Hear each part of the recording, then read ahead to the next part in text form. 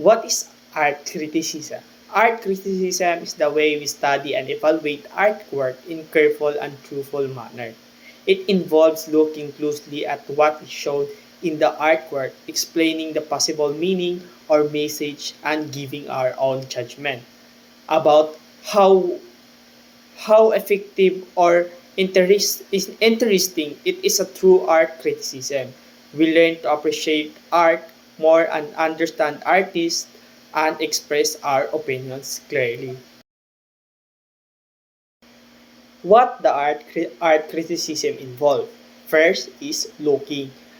Looking, you observe the artwork carefully, colors, shape, materials, people, object, and style and mood.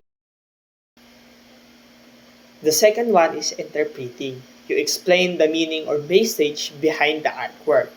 For example, what is the art trying to say? What emotion or ideas those show? That's the second one is interpreting. And the third one is evaluating. You judge the effectiveness of the artwork. For example, you ask, is it successful? Does it communication well?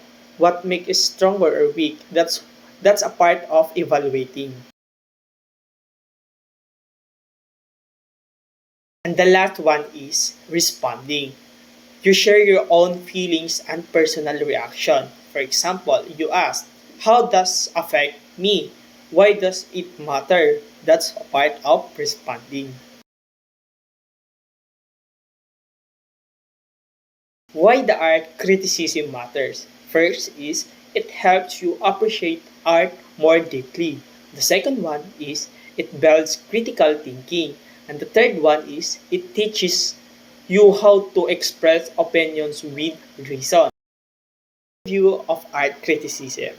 Art criticism is the process of examining and evaluating artworks to understand their meaning, quality, and impact. It helps viewers look beyond the surface and discover the ideas, emotion, and techniques behind a piece of art. Through criticism, we learn how to describe what we see, interpret the message, analyze how the artist created it, and judge how effective it is. And that's important of overview art criticism.